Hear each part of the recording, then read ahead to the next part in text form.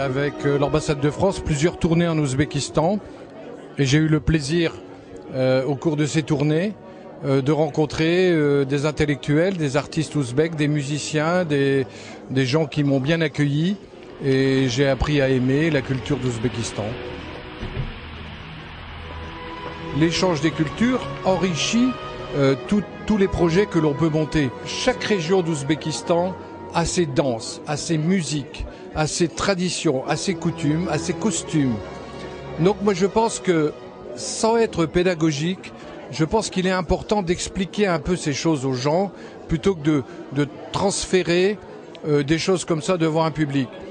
Mais nous avons commencé par la poésie un jour, à l'ambassade, puis par la musique, puis un peu de danse, aujourd'hui le cinéma. Et je pense que nous avons intérêt à élargir ça aux arts graphiques, à la condition d'expliquer un petit peu comme on a fait pour le cinéma.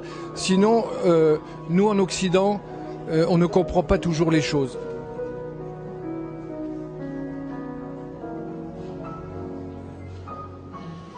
Aujourd'hui, en collaboration avec la compagnie française Lire Autrement, grâce à son président Jacques Panier et à sa fondatrice Simone Hérault, nous voudrions vous proposer quelques œuvres poétiques d'Alisher Navoï et des compositions musicales des compositeurs d'Ouzbékistan interprétées par des artistes professionnels. J'espère que cette manifestation vous permettra de mieux connaître l'art et la culture riche de mon pays.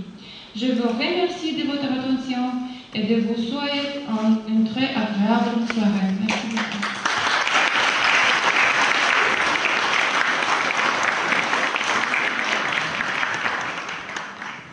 La culture en Ouzbékistan est fondée sur son histoire millénaire.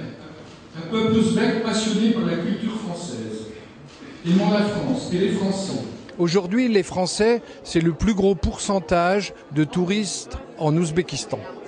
Mais quand ils vont en Ouzbékistan, ils voient les grands monuments, Samarcande, Boukhara, Khiva, etc., Urgench, les musées, etc. Mais moi, nous avons creusé, nous, en profondeur, avec les poètes, avec des musiciens, comme tout à l'heure. La culture française, parce qu'elle fait ses études en France, c'est ça. Voilà, elle a 16 ans. 14 ans.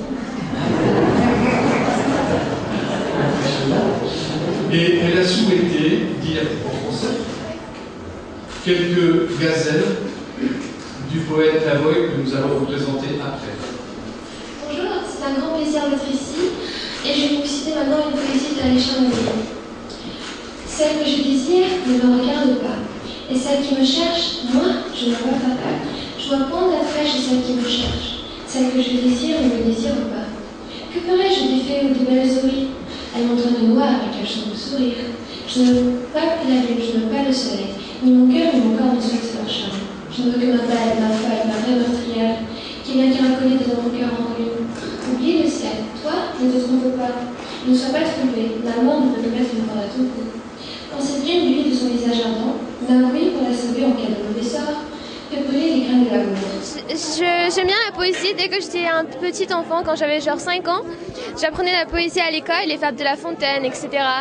Et avec l'âge, j'ai commencé à apprendre d'autres poésies, plus romantisme, comme Verlaine ou Baudelaire, encore Victor Hugo et Les Misérables. Et je trouve ça très passionnant et j'adore ça, j'aime bien. Qui portera ses pas menant à la beauté, sans espoir qui vienne se dévoiler enfin. Et je l'attendais en moi. Oh Navoï, rajoute maintenant la maison de ton cœur, fais-le avec du vent, car dans une demeure où demeure le vin, Christelle châle le vent. Merci beaucoup.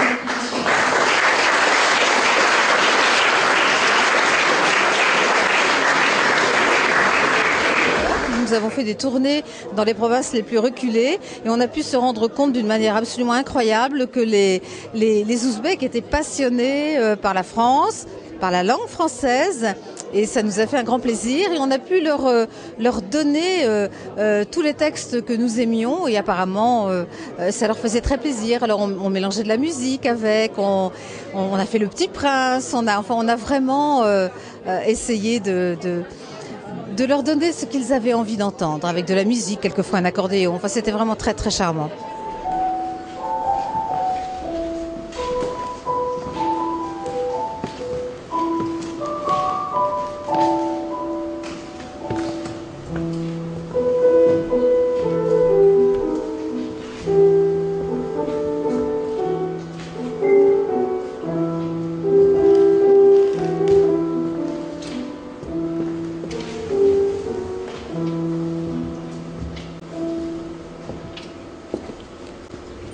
Quel bonheur si tous les deux, nous étions ivres, là, au jardin de l'Union. Si mes mains, gentiment, lui caressaient la nuque, ma bouche à son oreille, ma tête se nicherait enchantée au creux de son épaule. Si ensuite mon front reposait à ses pieds, rempli de tous les cris et rempli de suppliques, si encore et encore, je caressais sa joue, admirant sa douceur, magnifiée par le vin, douce comme les fleurs du jardin embaumées de ses traits si parfaits. Et si je consommais comme de l'eau de vie, le vin qui forme perles aux pétales des lèvres, essuyant tendrement les larmes de la joie qui couleraient à l'heure comme de la rosée, glissant tout doucement sur sa gorge d'alba. Parfois, je me reprends, contrôle mon action pour essayer d'agir d'une façon admise, alors que je me trouve au zénith du plaisir, à ce moment divin, prendre sa taille fine. Alors, qu'arrive l'aube s'il arrive quelque chose, car rien ne serait beau comme une nuit d'ivresse, à prendre cette fleur en cet instant fleuri. Le temps m'offrira-t-il une pareille joie, ce temps qui me tourmente lorsqu'elle n'est point là? Natalie, qui es-tu donc et que prétends-tu là? Quel est ce vin si fort qui te trouble l'esprit? Quand le chien boit du sang, il se doit de garder sa tête dans l'écuelle. Ce sourire est remède à ma triste langueur, à celui qui se meut le souffle de Jésus, ainsi que l'eau de vie viennent à son secours. Ressens comme je pense le souffle de Jésus ainsi que l'eau de vie. À ceux que la rupture a privé de leur âme, l'union à son amour devient nécessité. En amour, le remède n'est pas une potion au médecin. Et sans la réunion, il n'y a guérison. Ma belle le sait bien. Ne plus être avec elle m'a rendu bien malade. Si elle avait pitié, je guérirais bientôt. Sans espoir sont logis dans mon cœur si triste. Oh, ma belle aux yeux noirs. Et pour les faire vivre, un seul regard suffit. Tu me montres tes traits qui se trouvaient jadis cachés par tes cheveux. Pour ceux qui sont dans l'ombre, la clarté de la foi et de l'émotion. J'écoutais du Bach toute petite, je voulais jouer du violon, je voulais jouer du Bach, voilà, je pense que c'est un style qui, quand on a besoin de repères, un peu de contraintes aussi, je pense, quand on a besoin de profondeur et d'être élevé, c'est quelque chose qui nous aide.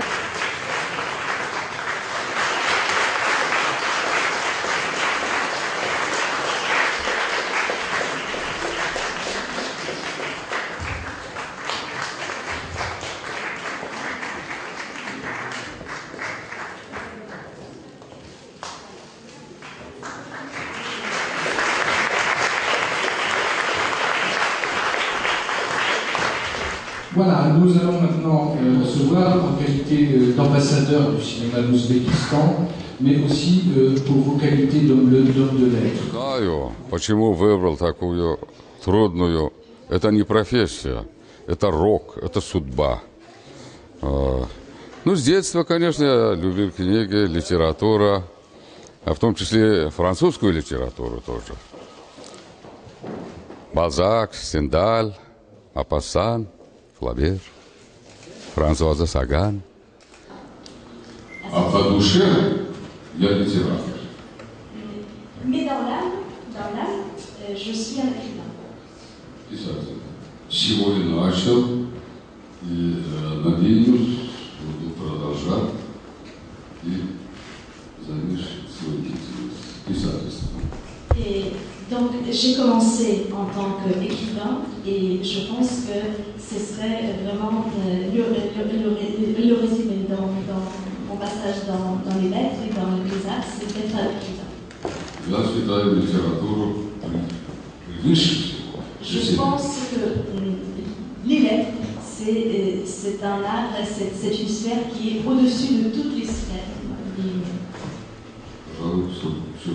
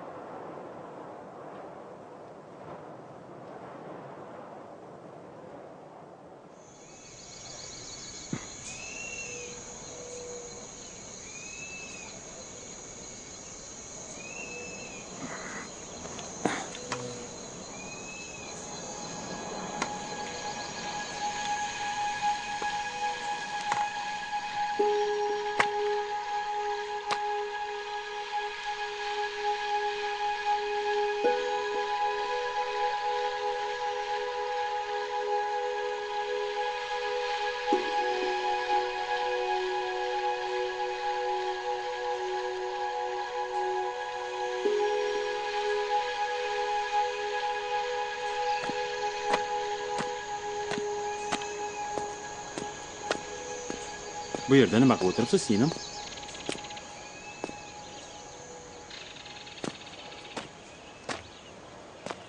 Yo'l bo'lsin.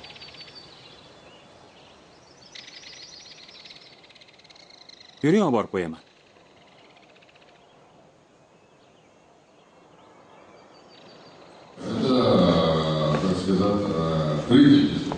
C'est le troisième épisode du film. Один из основных эпизодов фильма, по сути, начало этой грустной истории.